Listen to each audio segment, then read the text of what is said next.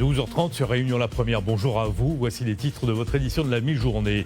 Couvre-feu pour 4 communes de la Réunion, fermeture des galeries commerciales.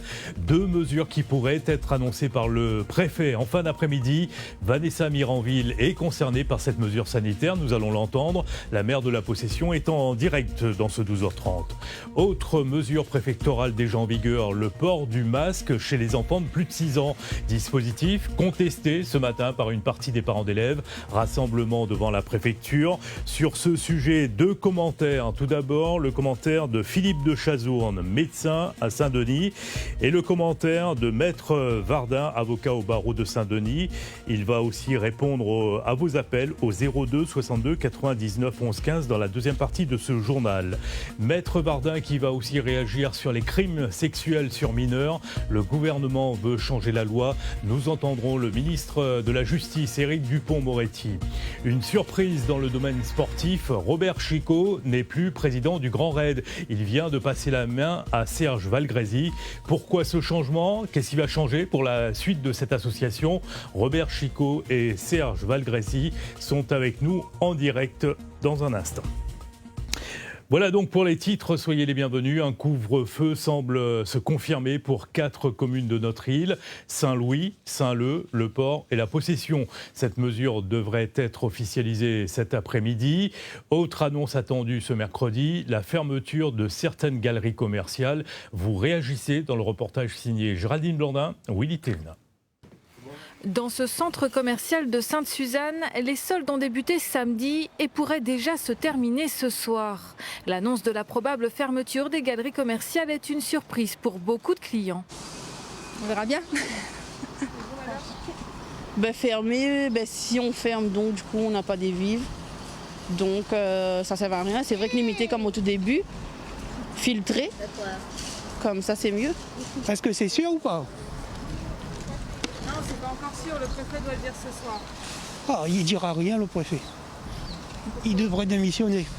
Pour le moment, la décision de fermeture n'a pas encore été prise par la préfecture. Pour les commerçants déjà touchés par la crise sanitaire, l'annonce promet d'être difficile à digérer, comme pour certains visiteurs de ce centre commercial de Sainte-Marie. C'est un peu chiant parce que je suis habituée à faire les magasins, donc non, malheureusement, non. Vous avez déjà fait les soldes ou... Non, même pas encore.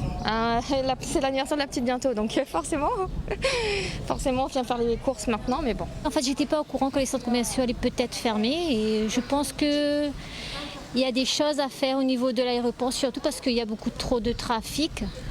Au départ, il était annoncé que seuls les centres commerciaux de plus de 20 000 m² étaient concernés. Mais depuis, la méthode de calcul a changé. D'autres sites pourraient fermer leurs portes dès demain. Sainte-Marie, Piton-Saint-Leu, Saint-Joseph, Sainte-Clotilde et au port. Mais à l'intérieur, les commerces alimentaires, les pharmacies et les restaurants resteraient ouverts. Voilà, et si l'annonce de la fermeture des galeries commerciales se confirme, elle interviendrait en pleine période de solde. Alors vous imaginez le désarroi des commerçants qui se disent surpris par une telle décision. Paul François, président du CCSR, du centre commercial super régional, était l'invité de nos matinales. Très étonné, on est stupéfait et on est même un peu en colère parce que la nouvelle tombe de façon abrupte et sans être averti, bien évidemment. Je ne crois pas, c'est même à peu près certain, qu'il y ait eu un seul cluster de rencontrés dans les centres commerciaux qui a été généré par un centre commercial. Donc voilà, j'aimerais demander au préfet, évidemment, de réfléchir peut-être encore, s'il est possible, à ne pas fermer ces centres. La bonne mesure serait de reporter ces soldes si réellement les boutiques ferment pendant 15 jours. Maintenant, on dit 15 jours, ça peut être plus, évidemment. Il faudra attendre cet après-midi pour avoir l'annonce du préfet. En tout cas, un couvre-feu semble se confirmer pour 4 communes de notre île. Saint-Louis, Saint-Leu, Le Port et La Possession. Cette mesure devrait être officialisée là également cet après-midi. Nous écoutons Bruno Domaine, le maire de Saint-Leu. Saint-Leu fait parmi des 4 communes la plus touchée à La Réunion, avec 119 pour 100 000 taux d'incidence. Donc il y aura une réunion en sous-préfecture, arrondissement ouest, et une décision sera prise pour la mise en place d'un couvre-feu. Donc normalement c'est à compter de ce vendredi, le temps que les gens puissent s'organiser. Et sur les modalités, les horaires, etc., on n'a pas décidé encore. On décidera de ça avec le sous-préfet et les autres maires de l'arrondissement. Voilà, et la réunion vient de s'achever en sous-préfecture de Saint-Paul. Avec nous en direct, Vanessa Miranville. Vanessa Miranville, la maire de la Possession. Bonjour madame. Alors le couvre-feu semble inévitable pour votre commune aujourd'hui. À quel moment sera appliquée cette mesure ? Alors a priori ce week-end, samedi ou dimanche, le temps que le préfet prenne sa décision finale et que les décrets soient publiés. Et à partir de quelle heure sera appliqué ce couvre-feu pour les 4 communes de la Réunion ?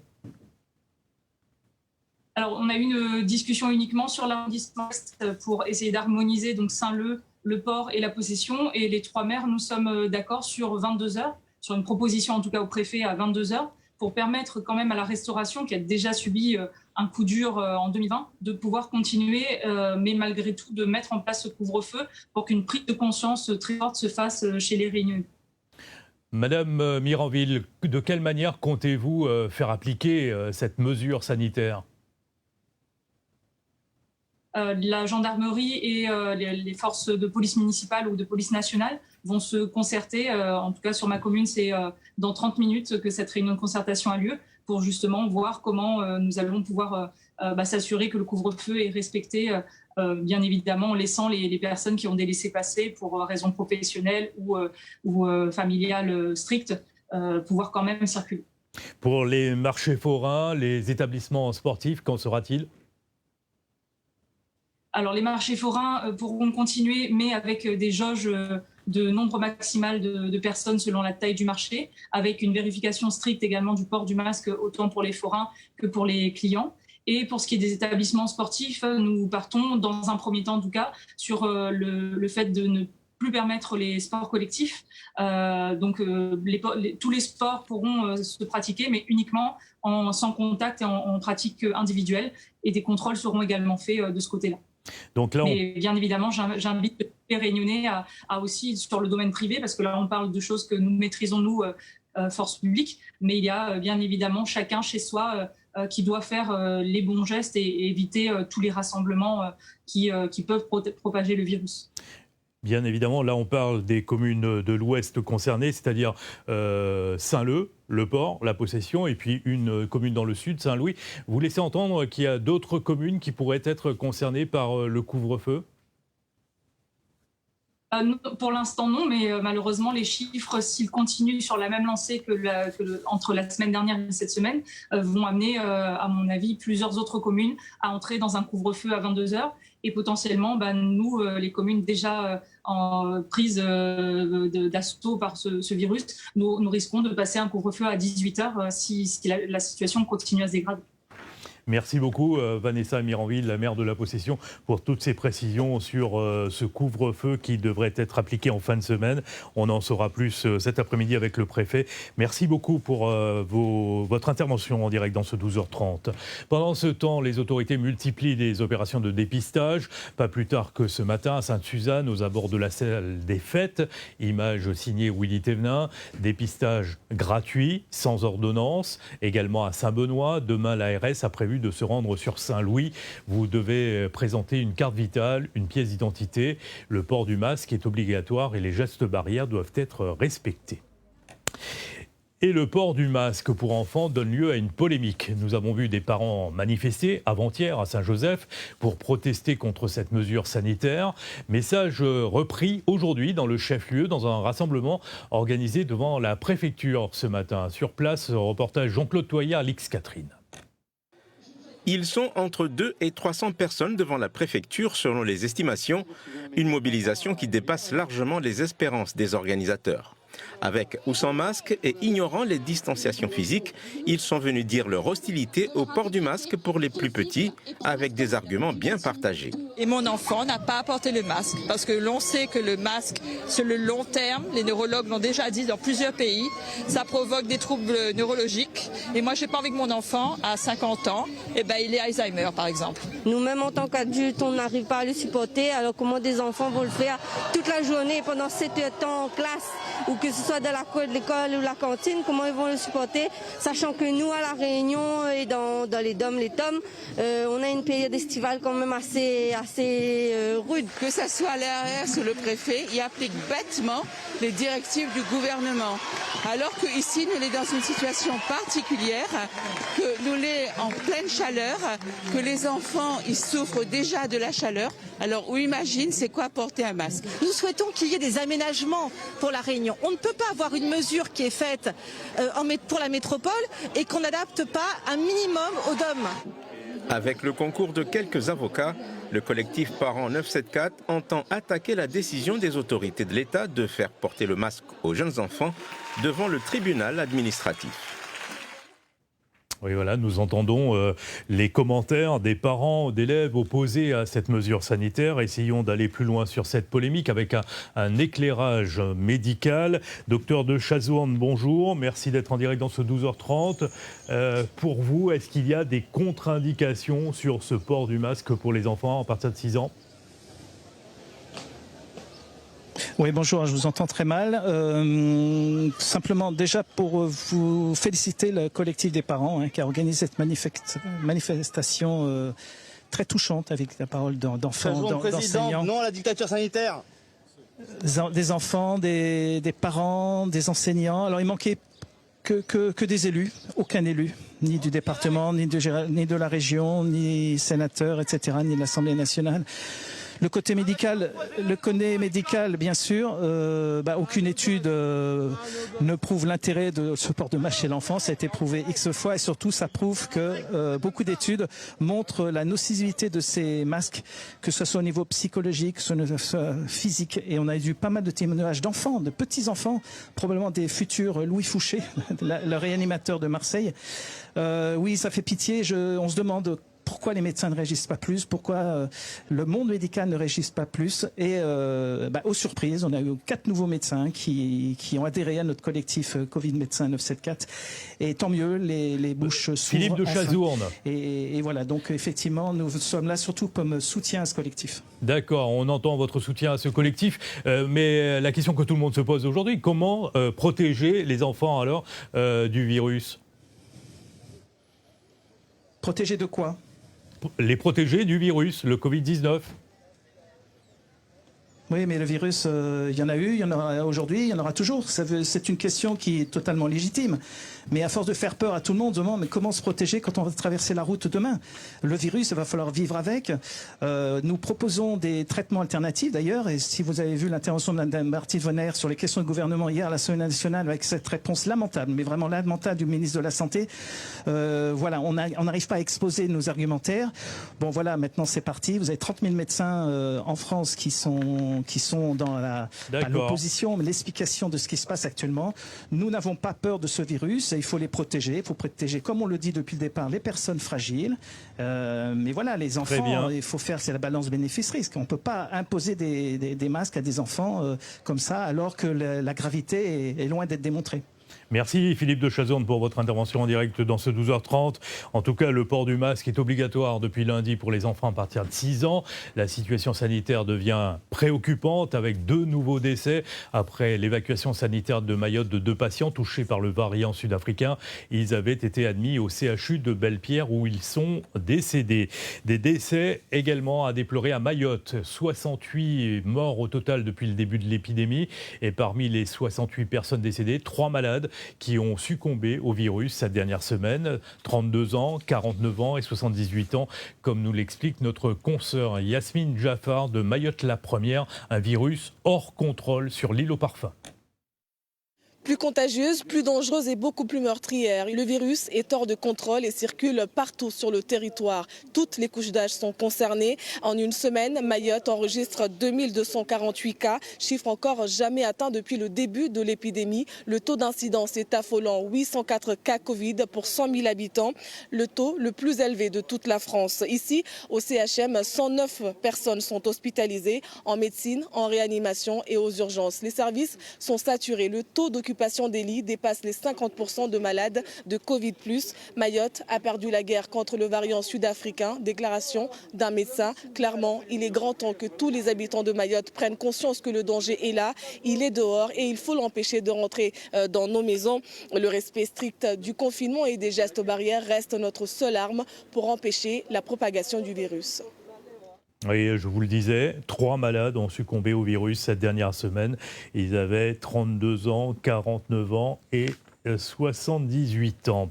Dans la lutte contre le Covid-19, une interrogation à propos des vaccins. Sont-ils vraiment efficaces, surtout avec les différents variants?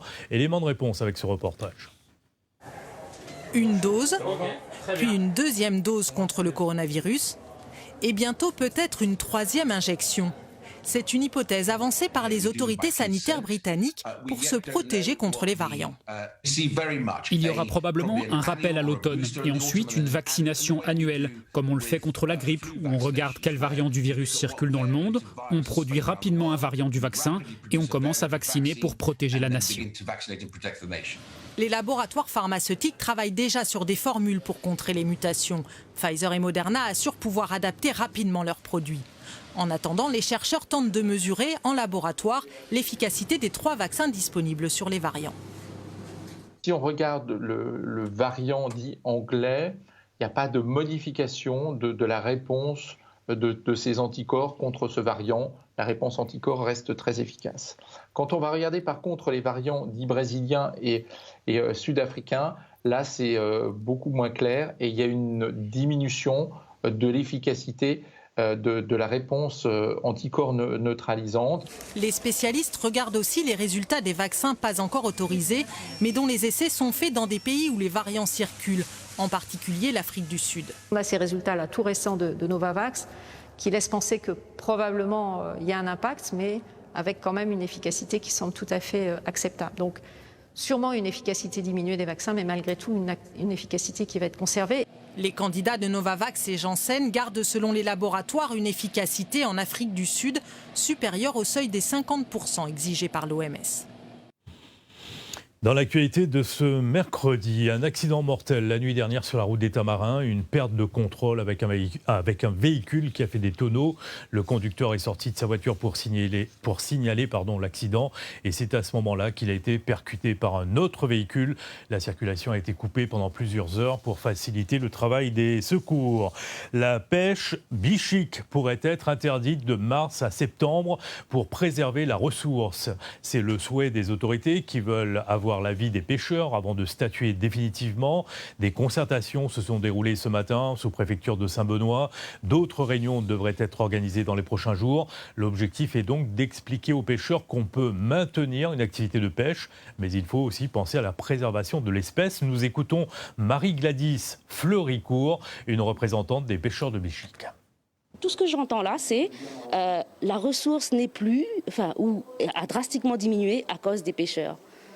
Quid du basculement des eaux, quid des contrôles de la qualité de l'eau, du réchauffement climatique, des problématiques en mer. Enfin, tous ces éléments-là sont totalement occultés et aujourd'hui, on impose aux pêcheurs de cesser de pêcher pendant 7 mois sur une base totalement infondée et incompréhensible. Et c'est extrêmement décevant. Moi, j'ai peur pour la pêche traditionnelle de Bichique, qui, comme je disais tout à l'heure, ça n'appartient ni aux pêcheurs, ni à ceux qui veulent la réglementer. Ça appartient, c'est un patrimoine réunionnais. C'est un patrimoine réunionnais. Florence Bouchou, Thierry Chenaillet pour l'interview. Préserver l'environnement également, c'est aussi la préoccupation de l'association Extinction Rébellion qui s'est mobilisée hier en fin d'après-midi à Saint-Pierre pour s'opposer à l'abattage d'une quinzaine d'arbres pour l'aménagement d'une route. Nous étions sur place. Reportage Daniel Bénard, Laurent Josse. C'est une affaire déjà bien dans les tuyaux. Ici, les arbres marqués d'une croix bleue seront abattus. À cet endroit, Là où est implanté l'actuel parcours de santé, bientôt une bretelle de sortie de la 4 voies Saint-Pierre-le-Tampon. Pourtant, malgré la présence d'un panneau officiel, personne ne semble au courant. Je sais pas, j'en ai jamais entendu parler jusqu'à aujourd'hui. Qu'est-ce qu'on l'appelle ? Si on coupe notre parcours, si on n'a plus de parcours pour courir après. Ça va servir à quoi cette route-là? Ça ne gagne toujours passer après, si ça tu feras faire notre parcours pour nous. Faut voir, hein, faut attendre. Cette sortie à hauteur de Casabona offrira un accès direct au quartier, mais aussi au nouveau centre d'affaires. Et c'est ce qui déclenche la colère d'une quinzaine de manifestants regroupés au sein d'un collectif visant à sauver les arbres menacés d'abattage. On est plusieurs associations, donc il y a Greenpeace, il y a Alternativa, il y a 5000 Pieds de Bois, il y a XR, il y a QG Zazalé et il y a Germine Acteur et puis plein d'autres qui estimons qu'on n'a pas assez d'arbres aujourd'hui pour se permettre d'en couper. Même si c'est pour aller les replanter ailleurs, ça ne suffit pas de replanter des arbres. On a des arbres qui sont dans l'urbain. Coût de l'opération, 1 350 000 €, financé à part égale par la mairie et la Civis. L'arrivée de services publics ou encore l'ouverture de restaurants et d'un hôtel 3 étoiles dans ce nouveau centre ont certainement pesé lourd dans la balance du côté des élus. Ici, ce sont plusieurs centaines d'emplois qui devraient être créés. Face à un tel enjeu, le choix économique l'a remporté. Autre sujet d'actualité, l'inceste, les violences sexuelles sur mineurs. On vous rappelle un chiffre inquiétant chez nous, 4000 enfants ont été agressés sexuellement dans la cellule familiale. Chiffre donné par le collectif Eliana et le gouvernement qui veut revoir la loi. Certaines pistes sont déjà à l'étude. Reportage. Pour lutter contre l'inceste et les violences sexuelles sur mineurs, le gouvernement veut aller vite. Le garde des Sceaux se dit favorable à ce que tout acte de pénétration sexuelle commis par un majeur sur un mineur de moins de 15 ans constitue désormais un crime, sans qu'il soit possible d'interroger le consentement de la victime. Un acte de pénétration sexuelle accompli par un adulte sur un mineur de moins de 15 ans sera un viol. En matière de prescription, le gouvernement souhaite que toutes les victimes d'un même auteur puissent bénéficier d'un procès. Un même auteur commet 5 faits. 4 de ces faits sont prescrits. Un fait n'est pas prescrit, mais il y a effectivement 5 victimes qui ne seront considérées que comme des témoins. Moi, je souhaite que ces victimes-là aient un statut de victime, donc plus de prescription pour ces 4 faits qui sont à l'origine prescrits. Sur la question de l'inceste, l'exécutif n'a pas encore tranché sur une pénalisation spécifique. La nouvelle a créé la surprise ce matin. Robert Chicot, président du Grand Raid depuis 25 ans, passe la main. Il reste au sein de l'association, mais il va s'occuper d'autres missions. C'est Serge Valgresi qui prend la relève, connu des coureurs. Il a assuré jusqu'à présent la gestion des arrivées au stade de la Redoute. Serge Valgresi et Robert Chicot sont avec nous en direct. Messieurs, bonjour. La première question s'adresse à vous, Robert Chicot. Pourquoi passer la main après 25 ans à la tête de l'association Grand Raid? Mon cher Pascal, il y a des moments où la raison doit l'emporter sur la passion. Mais qu'est-ce qui vous a motivé? La motivation, c'est qu'il faut quand même, à plus ou moins courte échéance, envisager le passage du relais. Et donc, j'ai pensé que c'était le bon moment. Donc, de mon propre chef, après en avoir parlé à Serge, bien sûr, que je connais de longue date, et donc je connais les qualités d'organisateur, eh bien, je lui ai fait cette proposition, il a accepté, le comité l'a entériné, mais ceci étant, je continue à travailler, bien sûr, pour le Grand Raid, aux côtés du nouveau président, qui, vous le remarquerez d'ailleurs, se présente masqué, alors que moi, j'ai enlevé mon masque. C'est quand même significatif d'une certaine personnalité. Robert Chicot, rapidement, 25 ans passés à la tête de l'association Grand Raid, il y a certainement plusieurs moments qui vous ont marqué, et s'il en fallait retenir qu'un seul, ce serait lequel? Il faut retenir qu'un seul moment de Grand Raid. Oh, ils sont trop nombreux, mais j'ai toujours cité cette image, n'est-ce pas, magnifique, de notre ami Thierry Técher qui nous a quittés, arrivant à la main à la main avec Dil. D'accord. Le première, et ça nous a fait énormément chaud au cœur parce qu'on a eu le sentiment que la fraternité s'exerçait pleinement, même dans la bagarre, même dans la compétition. Voilà. Et c'était pour nous l'illustration d'un sentiment, n'est-ce pas, qui nourrit en permanence. Serge Valgresi, bonjour. Vous allez rester dans la lignée de Robert Chicot ou vous allez apporter une autre dynamique? Rapidement, s'il vous plaît. De toute façon, moi personnellement, je vais travailler avec l'ensemble du comité et on travaillera en équipe pour prendre les décisions, les directives, de façon que l'association Le Grand Raid soit toujours bien reconnue et même aller au-delà au niveau international. Merci beaucoup Serge Valgrézy. Donc on vous verra donc à la fin de l'année pour l'édition de 2021 du Grand Raid. Merci beaucoup messieurs pour cette interview en direct avec cette nouvelle qui a créé la surprise ce matin dans le monde sportif. Le Robert Chicot, président du Grand Raid, qui passe la main. En sport, toujours une bonne nouvelle, la réunionnaise Valérie Gauvin sélectionnée pour le prochain tournoi de France, football féminin bien sûr. Il y a aussi la martiniquaise Wendy Renard, les guadeloupéennes Cascarino, Baltimore et la guyanaise Oriane Jean-François. Les Bleus, tenants du titre, vont affronter l'Islande et la Suisse les 17 et 20 février à Sedan et à Metz.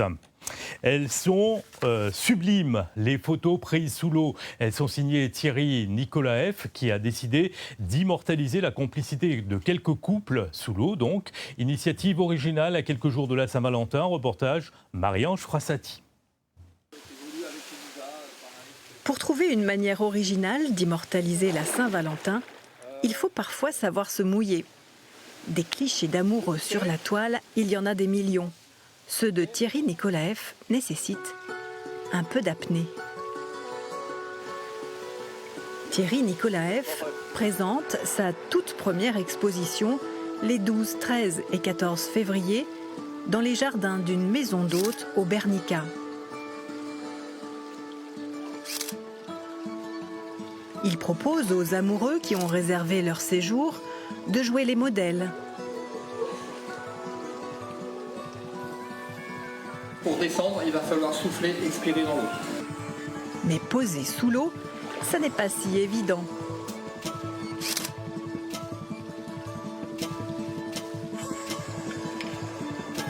Pour Geoffrey et Émilie, le plus dur, c'est de retenir la respiration. Essayer de rester sous l'eau, sans remonter. En fait, Émilie fait régulièrement des photos sous-marines pour Thierry. Mais cette fois, elle a voulu partager l'expérience avec son compagnon. Ça fait 3 ans qu'on collabore ensemble. Et du coup, oui, quand je faisais les photos, donc je montrais à Geoffrey, jusqu'à ce que Thierry me propose de faire cette séance. Un bon moment. Un bon moment. Thierry Nicolaeff a pour passion la plongée et la photographie. Après avoir mitraillé toutes les créatures du récif, il s'est intéressé à sublimer la beauté féminine dans l'apesanteur aquatique.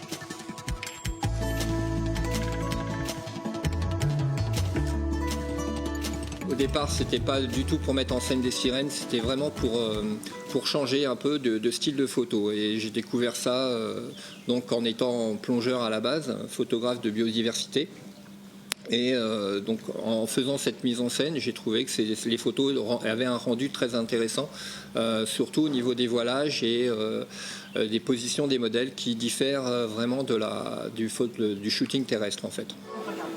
Thierry photographie aussi bien en piscine qu'en bassin de rivière ou en pleine mer. Chaque milieu aquatique a sa propre complexité. À savoir que les bassins d'eau douce, c'est la température. Les bassins d'eau salée, ça va être la densité de l'eau.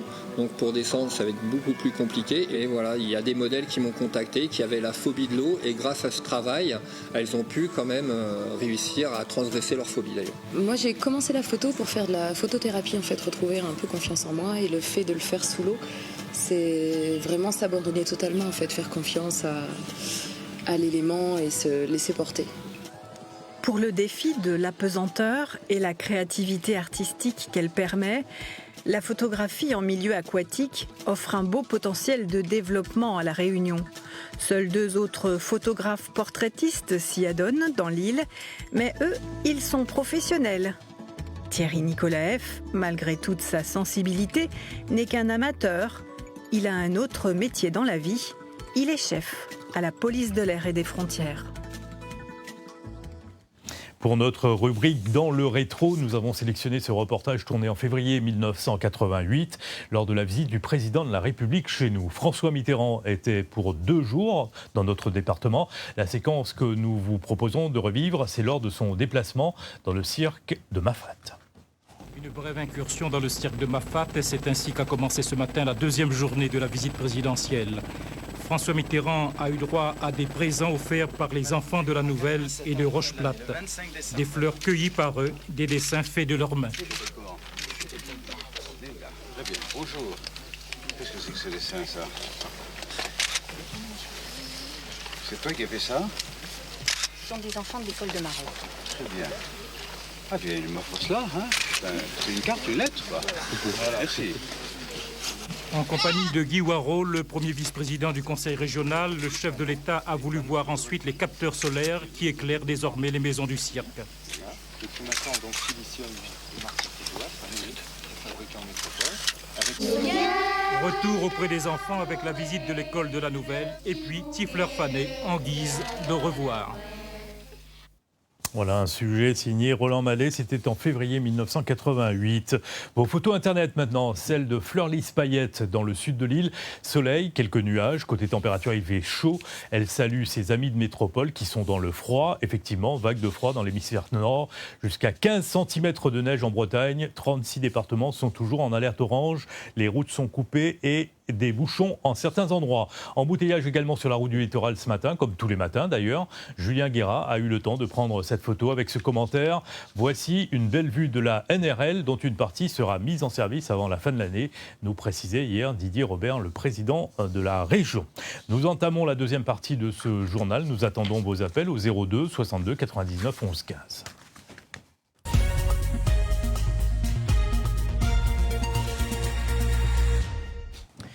Maître Alex Vardin nous accompagne ce midi. Bonjour. Bonjour. Merci d'être avec nous. Les téléspectateurs vont réagir au 02 62 99 11 15. Maître Vardin, déjà une question à propos des crimes sexuels sur mineurs et le gouvernement qui veut revoir la loi. Votre commentaire? Eh ben, j'ai été heureux de voir cette annonce du ministre de la Justice. C'est une annonce pour l'instant. J'attends que ça devienne une loi. Effectivement, il dit tout simplement que il voudrait que pour tout ce qui est acte de pénétration sexuelle sur les mineurs de moins de 15 ans, c'est un viol. Aujourd'hui, il faut que la victime, la petite victime, la gamine de 10 ans, prouve qu'elle a été sous la contrainte, sous la menace, sous la surprise, sous la violence, une espèce de renversement de la charge de la preuve, tant et si bien que pour éviter cette confrontation devant une cour d'assises en matière de viol ou devant une cour criminelle, le parquet préfère correctionnaliser et faire en sorte que ce soit juste une atteinte sexuelle.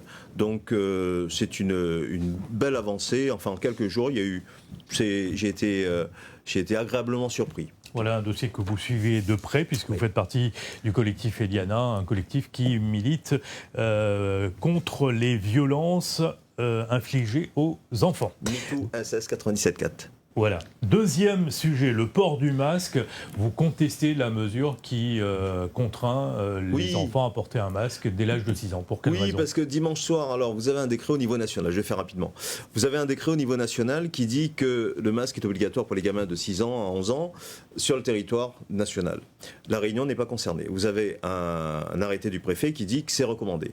Et lundi matin, vous avez le recteur qui dit par un communiqué, la rectrice, par un communiqué, c'est obligatoire. Alors, ce qui se passe, c'est qu'un communiqué n'a pas valeur normative. Vous avez la loi, vous avez le décret, vous avez l'arrêté.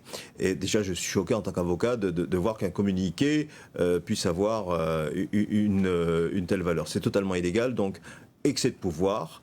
Donc vous saisissez la justice aujourd'hui ? Le tribunal administratif, référé liberté, suspension de la mesure. Une décision qui devrait intervenir dans les prochains jours ? J'espère avant dimanche. J'espère. Jean-Luc est avec nous ce midi. Vous nous appelez de Brapanon. Bonjour. Votre question pour Maître Vardin. Bonjour à toutes. Bonjour monsieur. Bonjour Maître Vardin. C'est Jean-Luc. Moi, je m'appelle juste pour remercier pour ça dépend de mon moment, pour l'attaque de chien qu'elle a eu au mois de janvier. Je me remercie pour Jean-Luc. travailler. Jean-Luc, c'est un dossier que l'est en cours et bien évidemment, on ne peut pas parler de ça. Bien sûr, on va comprendre. Ou après notre question pour mettre Non, pas de question. Seulement me dire pas passer la carte du bois. Merci beaucoup Jean-Luc pour votre intervention. Bonne journée à vous.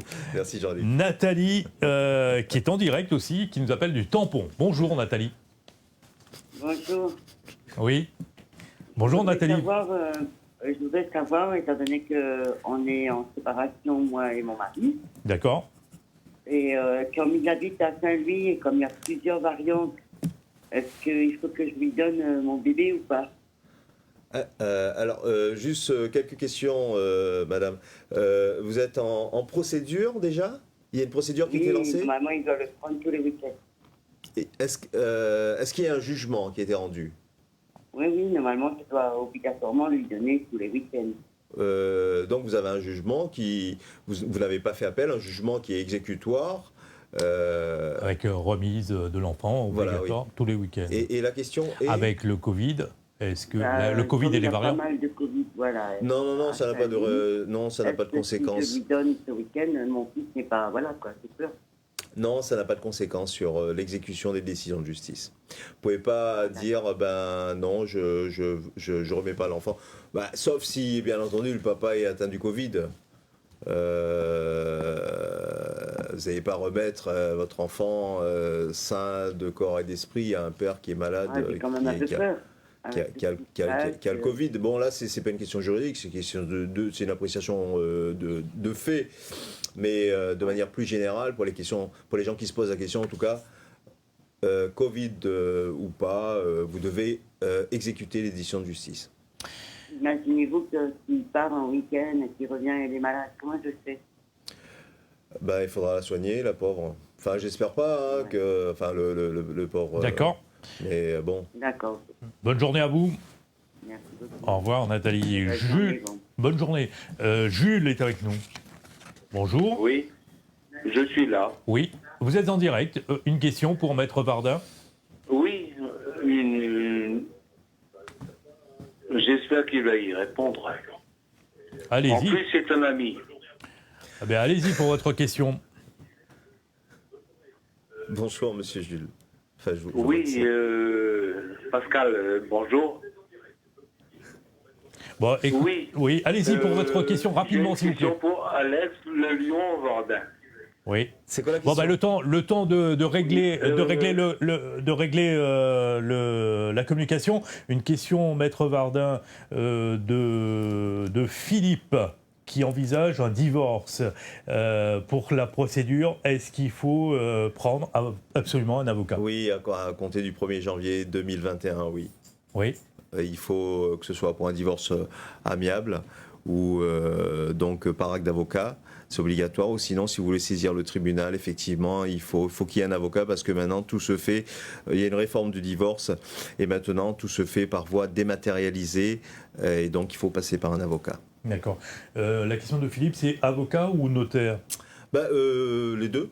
Un divorce par consentement mutuel, vous passez par un avocat qui rédige une convention et cette convention est transmise à un notaire qui effectue les formalités de publication. Donc, au préalable, il faut passer par un avocat et chaque époux doit avoir un avocat depuis le 1er janvier 2017, de mémoire. Une question de Sandra par Internet. Maintenant, Sandra, qui est mère de famille, qui a 2 enfants.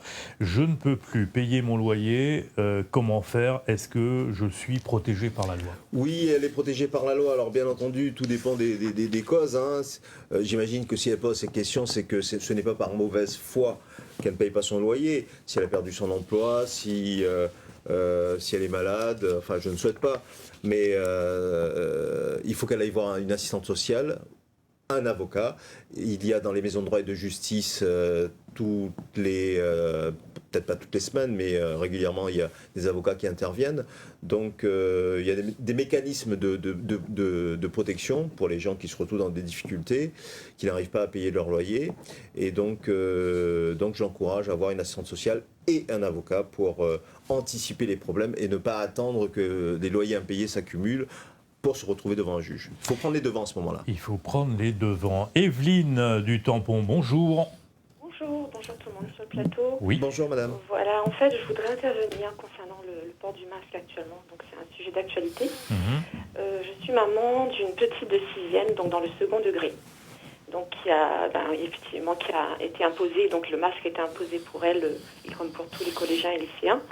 Moi, ma question, c'est aujourd'hui, si on se bat aujourd'hui pour les 6-10 ans, et si vous arrivez à avoir gain de cause, que deviendront nos élèves et nos enfants de collège et lycée?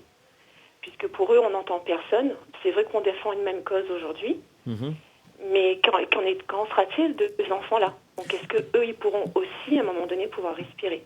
Puisque les conditions au collège et lycée sont très difficiles. Et je pense que je parle pour beaucoup de parents. Alors, faites bien de poser cette question parce que, alors, j'ai eu une information ce matin. Il semblerait que dans le sud de la France, dans une commune, Pernay-les-Fontaines, information à vérifier, il semblerait qu'un médecin ait fait un test d'hypoxie et un test sur les élèves. Il semblerait que le masque soit responsable des capacités, des incapacités respiratoires des enfants. Donc, effectivement. Mais rien n'a été prouvé médicalement. J'ai eu l'info ce matin, donc à vérifier.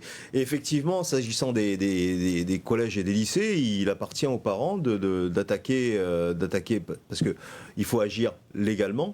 Donc, je vous encourage. Enfin, si vous estimez que votre enfant n'a pas apporté, moi le mien il a 8 ans, donc j'étais effectivement beaucoup plus sensibilisé pour les 6-11 ans, mais effectivement pour les gamins au collège et au lycée. Donc madame peut saisir la justice? Elle peut saisir la justice. Alors ce qui se passe, c'est que comme ce sont des décisions qui viennent d'en haut, pour éviter le combat peau de fer, peau de terre, autant qu'elle s'inspire du collectif parents mobilisation, et éventuellement elle peut prendre contact avec des responsables qui sont déjà rodés, et puis pour lancer une action, effectivement. Oui. Voilà la réponse à votre question, Evelyne. Merci beaucoup. Bonne journée à vous. Bonne journée à vous aussi. Bonne journée. Yasmine, maintenant. Yasmine, de Saint-Denis, c'est ça?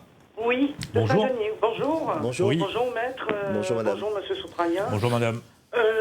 Maître, moi je vous appelle parce que je suis au bord de la dépression. J'ai un problème avec un voisin qui habite dans un 40 mètres carrés juste en dessous de chez moi. Il y a 3 chiens qui réalisent des travaux de nuit avec des odeurs de peinture pas possibles. Ma vie est devenue un enfer. Quels sont les recours possibles, sachant que le syndic ne fait rien? Vous avez déposé plainte. Alors, il ne faut pas compter sur le syndic ni sur le propriétaire. Est-ce que vous avez déposé plainte?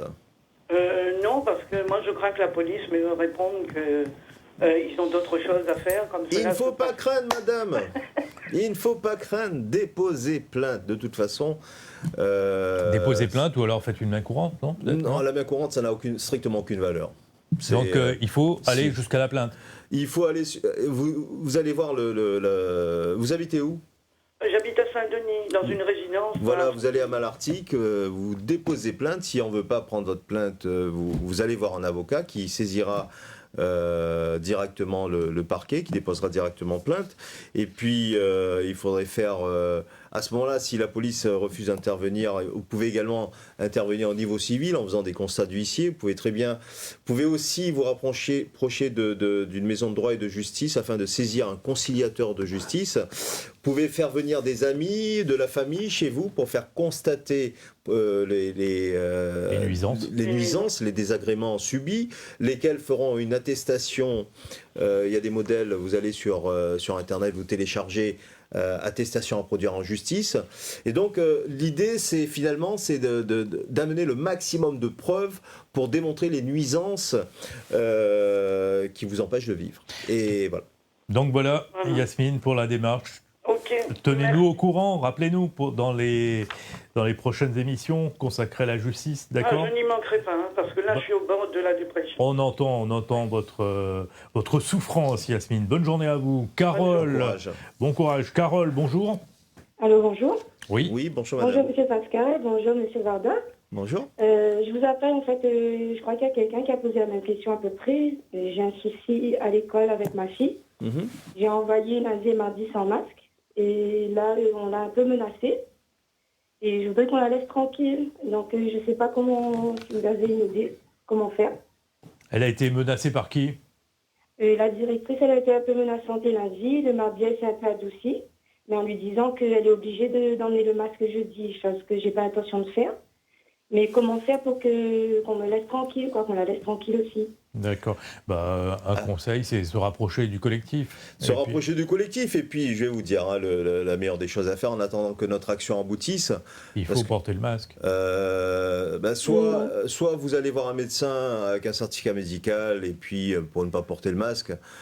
Si elle ne peut pas porter le masque, peut-être qu'elle a du mal à respirer. Sinon, elle ne va pas à l'école jusqu'à la semaine prochaine. Sinon, alors ce qui se passe, c'est que j'ai eu pas mal de retours de gens qui dénonçaient des cas on met la pression sur les enfants qui sont parqués dans un coin, etc. Pour moi, c'est de la maltraitance. Et en tant qu'avocat, je n'hésiterai pas à déposer plainte pour maltraitance sur les enfants si les directeurs d'établissement poussent le bouchon trop loin. D'accord. Mais en fait, ils ne sont pas en droit de les obliger à mettre le masque. Le problème, ils sont coincés, ils sont pris entre le marteau et l'enclume. C'est une décision académique. Ce sont des fonctionnaires d'État, donc ils sont obligés d'écouter leur patron, le recteur, quand bien même c'est une décision totalement illégale, voire qui ressort de la dictature. Mais bon, c'est compliqué. La situation est compliquée. La situation est compliquée, mais si votre enfant vit très mal cette situation, il faut la protéger. À ce moment-là, il ne va pas à l'école pendant quelques jours, en espérant qu'on ait gain de cause. Croisons les doigts. En espérant, oui, j'espère que ça va s'arranger. Parce que franchement, il ira à l'école jamais, quoi. Bon courage à vous. Merci, bonne journée. Bon courage à vous aussi. Et bonne journée à vous. Voilà, nous arrivons au terme de ce journal. Merci Maître Vardin d'être venu nous voir ce midi. Nous allons refermer ici cette édition. Ce soir, 19h, Christelle Floricourt. Bon après-midi à vous. À demain. Merci.